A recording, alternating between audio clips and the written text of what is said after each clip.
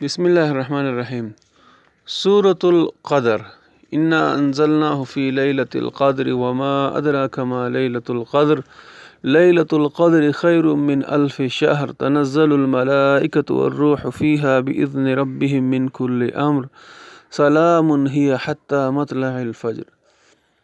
اس صورت کی فضیلت یہ ہے کہ اس کو روزانہ سوتے وقت 7 مرتبہ پڑھ کر سونا روزی میں برکت، بینائی کی حفاظت، لقوا کی مرض سے شفایابی اور آخرت میں نجات کا ذریعہ ہے۔